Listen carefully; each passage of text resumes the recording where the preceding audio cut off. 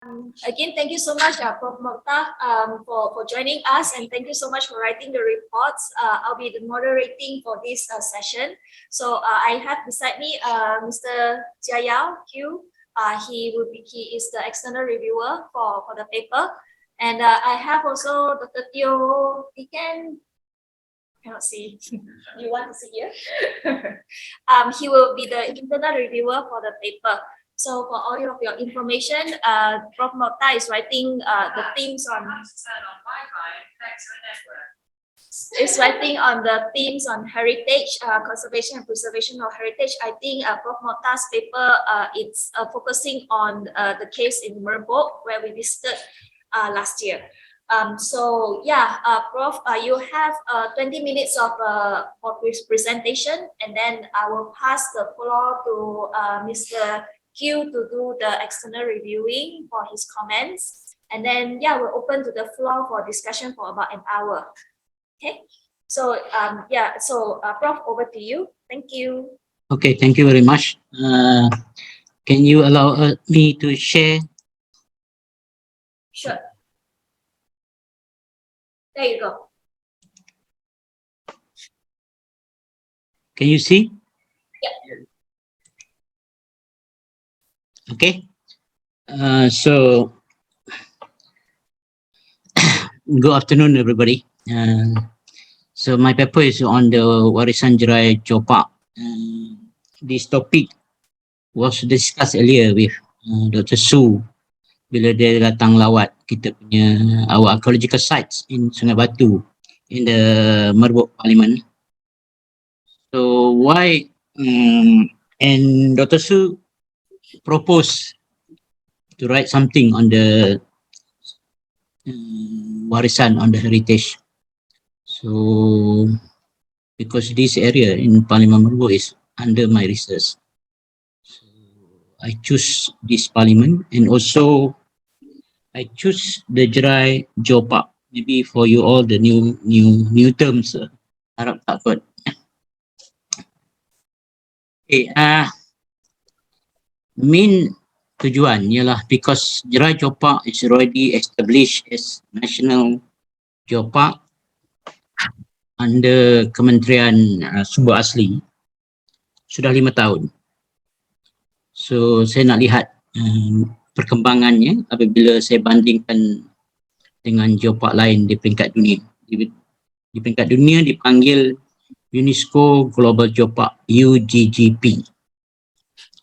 And then the second tujuan nak lihat apa strategi yang sepatut dilakukan based on the yang telah dilakukan oleh UGGP. So oleh kerana itu method saya memilih data asas adalah data asas kekuatan apa yang ada di Jerai Jopak dan apa yang ada di peringkat global. Kemudian oleh kerana Jopak konsepnya directly to the community. Yeah. So saya nak lihat community dah after 5 years faham ke tak faham what is Jopak all about. Then I choose adakan soal sidik. Oleh kerana soal sidik ini adalah one of my PhD student buat on the pemasaran. So saya lihat ada data yang tak digunakan dan saya ambil untuk komuniti yang berada di Jerai Jopak dan saya gunakan analisis SWOT dan TOWS ni. Okey, di peringkat dunia heritage established by UNESCO yang paling penting adalah yang 3 ni. MAB, Man of Biodiversity, WHS, World Heritage Site, dan juga Geopark. Yeah. So MAB bermula 1971 dah. Sekarang ini ada 738 sites throughout the world yang melibatkan 134 country. Ada Malaysian diwakili oleh tapak Tasik Chini dan juga Bukit Bendera. Bukit Bendera just got it last year, earlier last year. MAB focus more to the biology factor. WHS start 1972 pula lebih kepada on the heritage and also on the nature. So ada 897 site yang dah diiktiraf. For culture, 218 for nature and mix 39, melibatkan 167 country. So kita ada wakil Lembah Lenggong as archaeological sites, Mulu and Kinabalu as a nature, dan Melaka dan Georgetown as a bandar bersejarah. Kemudian yang Johor Park bermula 2004 paling lewat, 177, sekarang dah melibatkan 46 country. Kita ada satu Langkawi dan satu lagi telah dinilai Kinabalu. Kita akan dapat result dia early March. So ini di peringkat dunia. So tujuannya untuk menjadikan tapak kawasan untuk pemeliharaan dan juga dibangunkan untuk pembangunan negara dan tumpuan lebih kepada geotourism, pelancongan geologi, kerana dia berkait dengan the geology of the area. Tetapi Johor Park special berbanding WHS dan juga MAB. Kedua-dua yang sebelum ini, MAB dan WHS, more to the conservation, preservation. So sangat sukar untuk melibatkan pelancongan kerana conserve. Tapi Johor Park membenarkan pembangunan bersama dan kerana itu mesti ada komuniti yang terlibat. Dan UNESCO mengiktiraf 8 daripada 17 SDGs adalah di bawah Johor Park, UGGP. Satu, tiada kemiskinan. So memang terbukti di tapak-tapak Johor Park. Kesamaan gender, even dalam Johor Park, dalam borang penilaian, dia bertanya tentang staf wanita yang ada dalam the governance of this UGGP. Dan seterusnya lah sampai ke 17 ada 8 yang ini. Oleh kerana itu UGGP menghasilkan produk khas geopelancongan dan melibatkan komuniti. Saya bagi contoh dalam kertas kerja ada tentang Langkawi. Bagaimana pendapatan Langkawi sebelum 2007, kemudian apabila diiktiraf sebagai UGP 2007, peningkatan yang berlaku, dan sebelum pandemik mencatatkan 3.9 juta pelancong. Dan kita dapat lihat di Langkawi contohnya bagaimana membangunkan kooperasi kilim kepada geotourism untuk kilim. Dan dalam pemantauan UGGP memang khusus akan melihat kepada keterlibatan komuniti di dalam setiap UGGP, kerana UGGP akan dinilai setiap 4 tahun sekali, sama dengan Johor Park kebangsaan dinilai, standard dia sama. Dan dalam laporan itu ini adalah saya rasa 2018, di mana 74 UGGP ditegur kerana pelan pengurusannya masih tidak melibatkan komuniti sepenuhnya. Especially kalau ada orang asli, dia mesti ada dalam pelan pengurusan di setiap UGP dan seterusnya lah. Jadi teguran ini berlaku kepada setiap UGGP yang tidak melibatkan komuniti. So dia memang akan dapat membangunkan komuniti lah. So ini contoh saya bagi untuk Spain. Selepas 20 tahun menjadi UGGP, mereka ada 15 dan mereka hampir setiap tahun menyenaraikan 2 sekarang ini maksima untuk menjadi UGGP. Kita lihat yang pertama, Mas Rasgo itu pada tahun 2000 mula menjadi UGGP. Tujuan Spain ialah untuk, kan kawasan ini tak ada orang, tak ada orang duduk. Orang lebih tertumpu pada Madrid dan yang lain-lain. So sebagaimana kita Tun Razak nak membangunkan area sesuatu menggunakan kaedah pertanian, Felda, Fekra. So Spain menggunakan kaedah Johor Park untuk membangunkan populasi, dan sekarang ini memang more than 200% populasi yang telah ada Malaysia Go. Dan ini senarai semua 15, objektif dia memperlihatkan untuk membangunkan komuniti dan membangunkan kawasan. Dan Spain, Europe actually memang all out with the UJGP, memberikan contoh yang baik. Ini China, saya bagi, China juga sudah pergi kepada 41 saya rasa sekarang ini UGDP dia memang all out, dan you lihat pendapatan dia melalui Jopak sangat-sangat dahsyat. Contoh yang saya warnakan Wuhan GDP untuk saya ini 2019 25 billion ringgit pendapatan daripada geotourism. So this memang sangat baiklah. So oleh kerana itu, bila negara melihat UGGP ini boleh membangunkan kawasan, Kementerian Sumber Asli mula menggerak langkah menubuhkan jawatan kuasa pelaksana yang sekarang ini saya pengurusinya. Kemudian ada satu lagi jawatan kuasa di peringkat kementerian di bawah SU, jawatan kuasa induk. So daripada Langkawi yang mula-mula, so sekarang kita dah ada 8 Jopak peringkat kebangsaan, Langkawi sudah peringkat global UGP, Kinabalu sudah dinilai. Jerai sebenarnya ialah yang kedua, maknanya telah dinilai semula baru-baru ini. Dan kita lihat di sini niat kerajaan, niat kementerian berurusan, dan yang terbaru yang saya terima kemarin ialah Kenyir Terengganu ingin menjadi UGP, sudah menghantar dossier kepada saya. Daripada keseluruhan ni, kalau you lihat jadual ini, Jerai Jopak sama seperti yang lain, tetapi dia ada keistimewaan tapak tamadun awal, early civilization sites, arkeologi. Maknanya ada tapak budaya yang tak ada di tempat lain. Tenggung ada tapak prasejarah yang juga sudah menjadi UNESCO.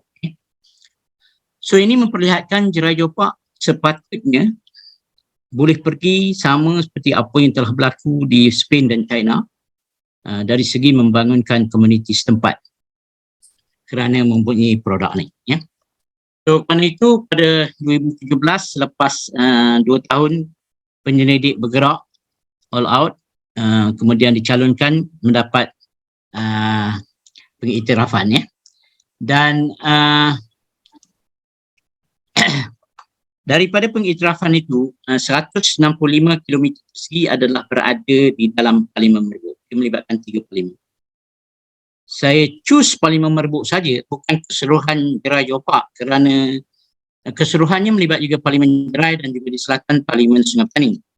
Saya melihat Parlimen Merbuk sahaja kerana dia the only one in the world yang ada geologi, yang ada bakau, dan juga ada arkeologi civilization. Jadi kalau dia sekecil ini tak boleh dibangunkan, maka something wrong lah, kerana di tempat lain dia yang berjaya. Dan Langkawi hanya ada geologi dan juga bakau, tidak ada arkeologi. Tapi Merbuk ada ketiga-tiga. So dalam kertas kerja saya menyenaraikan 7 tapak yang ada sangat istimewa, telah diletakkan panel information, boleh dibangunkan sepatutnya. Kemudian biologi, dia ada 2 hutan simpan khatulistiwa, daripada kaki Gunung Jerai sampai puncak ada 4 kategori, keempat-empatnya ada di Gunung Jerai kerana melebihi daripada 1000 meter. Kemudian dia ada istimewa hutan simpan bakau Merbuk.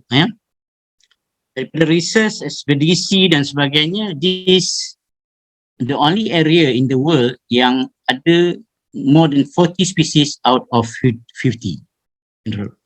Jadi dia satu-satunya lokasi yang ada spesies terbanyak bakau Merbuk. Dan yang kedua ialah arkeologi, seperti apa yang saya kata tadi, kita ada early civilization more than 2,800 years ago di Sungai Batu yang sepatutnya boleh dibangunkan jauh lebih awal daripada Angkor dan Borobudur. Dan ketiga sejarah. Sejarah biasanya ada di mana-mana lah.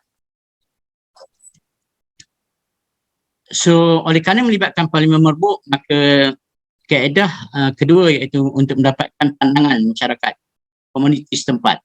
Mereka dah faham atau tidak faham tentang apa yang berlaku di kawasan parlimen merbuk selepas diisytihar menjadi Jurajo Park. So ini melibatkan pelbagai kategori wanita dan lelaki, berbagai kategori pekerjaan dan sebagainya, melibatkan 462 responden. Okey. Untuk kita melihat SWOT analisis untuk melihat kekuatan, ya. So saya berpandukan kepada borang UNESCO penilaian yang kita lakukan daripada 1 sampai 19. So kita akan dapat kekuatannya di peringkat mana, ya. Dan yang paling tinggi kekuatannya ialah telah menghasilkan plan tindakan pembangunan sampai ke 2030. Dan dari segi kelemahannya, bila kita buat kepada masyarakat, kita dapati tidak melebihi 80% masyarakat faham tentang Jurajo Park di Parlimen Merbuk. So kalau kita di peringkat global, GDP dia akan ditegur dengan hebatlah tentang ini kerana tak melebihi 80%. Jadi itu kelemahan yang disenaraikan satu mengikut pada kekuatan yang ada untuk 19 perkara. So dia melihat ke semua kalau kita lihat sebagai aspek tourism. Okey, untuk melihat peluang dan ancaman pula, ini adalah kategori yang memang ada dalam UGGP Global Geopark dan saya sesuaikan dengan Merbuk selepas penilaian yang pertama untuk melihat mereka telah melakukan ini atau tidak. So kita dapat melihat peluang, potensi kerana dia ada tiga ikonik, tetapi pengurusannya bagaimana membangunkan. So daripada sini, maka kekuatan Parlimen Merbuk ialah mempunyai package ataupun produk yang sangat hebat, yang Spain dengan China dah tunjukkan memang boleh dibangunkan. So kita dapat melihat kekuatan-kekuatan itulah, dan apabila kita membuat analisis Teo pula untuk melihat hubungan antara kekuatan dan juga ancaman dan yang lain-lain, maka akhirnya kita mendapat keputusan, ya. Ini antara weakness dan opportunity, weakness dan threat. So Jurajo Park memenuhi keperluan semua 19 kriteria. Even kalau kita nak bawa menjadi global geopark pun tidak ada isu kerana kekuatan elemen data, geologi, biologi, arkeologi dan lain-lain kuat, ya. Tetapi bila kita buat analisis masyarakat ataupun komuniti masih belum melebihi 80% dari segi kefahaman tentang Jurajo Park, ini akan melibat isu jika tidak ada tindakan, ya. Walaupun selepas 5 tahun, ya. So lebih banyak program pendidikan dan kesedaran awam sangat perlu dilakukan, dan Jurajo Park mesti mempunyai good governance, ya. Sekarang ini hanya di peringkat melantik salah seorang staf di Sungai Petani, Majlis Perbandaran Sungai Petani untuk menguruskannya, dan tidak ada staf-staf khusus untuk ini. Jadi kerana itu kita dapat lihat kelemahan-kelemahan ini selepas walaupun sudah 5 tahun menjadi Jurajo Park. Dan walaupun telah ada pelan pengurusan tindakan, tetapi belum mewujudkan lagi pelan pengurusan kewangan, masih bergantung kepada pendapatan-pendapatan bahagian-bahagian lain. Tidak ada peruntukan khusus. Pelan pengurusan pendidikan dan pemeliharaan, kerana Geopark sangat mementingkan elemen pemeliharaan. Setiap 4 tahun dia akan nilai, tengok setiap geosite yang ada sama ada terpelihara atau tidak. Ini belum dilakukan. Plan pengurusan perniagaan geopelancongan, semua plan ini adalah untuk UGP telah ada, ya. Kerana itu pergerakan ini perlu dilakukan oleh Jurajo Park. Dan paling penting ialah dipanggil pelan pengurusan geo-community. tiap kampung apa yang dia boleh lakukan, bagaimana pengurusannya, sama ada kerautangan, homestay dan sebagainya yang berkait dengan produk. So saya rasa itu saja yang saya share. Terima kasih. Terima kasih Prof. Saya akan teruskan kepada Encik Q bagi review. Terima kasih. Terima kasih Dr. Su dan terima kasih Prof. Datuk Mokhtar. Menarik sekali laporan situational report oleh Prof. Dan I think from the outset saya kena buat pencerahan. Saya bukannya fasih dengan the technical aspect of heritage dari segi geopark ataupun actually any heritage issue. Tetapi saya memang berasa menarik apabila membaca laporan Prof dari segi perspektif dari bidang-bidang yang saya terlibat dalam, iaitu environmental governance, penggunaan tanah dan juga land use planning berkenaan dengan sustainable development ataupun particularly unsustainable infrastructure development, berkenaan dengan public participation dalam public sector decision making dan dalam feedback berkenaan dengan program-program yang tidak mampan, dan juga sedikit sebanyak tentang alternative livelihoods dalam pembangunan ecotourism dan juga social entrepreneurship. I think previously dalam projek-projek di Heart of Borneo berkenaan dengan working with forest reserve dan juga dengan orang asal. So jadi ada banyak bidang-bidang yang bertindih, yang intersect dengan framework UGGP ini, UNESCO Global Geopark framework, yang saya berasa really align dengan our kerangka kerja SDG. So memang seperti dalam laporan Prof terdapat sekurang-kurangnya actually 8 daripada 17 SDG yang terlibat secara langsung dalam geopark ini. So